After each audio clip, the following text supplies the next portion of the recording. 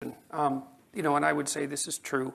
I've watched people in their relationships, personally for a long time, but also as a professional because I've done a lot of clinical counseling. And I mean, there's some things that need to be a given about the relationship, I would say. It doesn't hurt to find the other person very attractive. Mm-hmm. And that's a mysterious thing. We're not exactly sure what it is that produces, let's say, chemistry between people, although chemistry is definitely part of what produces it. There's subtle things that attract people to one another that are way below the level of consciousness. So you find people attractive for reasons that you can't always determine. And so that was part of it. I mean, I've always found her very attractive, and that continues. And I liked her combativeness, I think that you want someone, I think, in a relationship that you can spar with. And it's partly because you have hard problems to solve. And if the person that you're with isn't willing to put forward their opinion, then you only have half the cognitive power that you would otherwise have.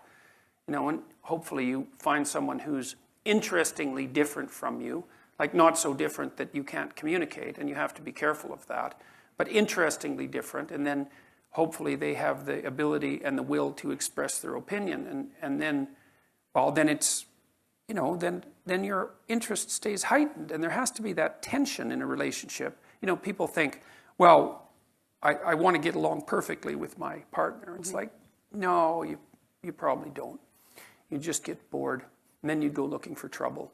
And so you want a little bit of trouble in the relationship, and a little bit of mystery, and a little bit of combativeness, and the ability to exchange opinions forthrightly. And I trust her, which is a huge element. I mean, when we finally did decide to get together permanently, we were both in our later 20s. And, one of the things that I had learned by that point and insisted to her about was that we had to tell each other the truth. And she took to that wholeheartedly, and for better and for worse, because truths can be harsh. Does that include, does this outfit make me look like that? Yeah, well, the truthful answer to that is I don't answer questions that are likely to get me in trouble.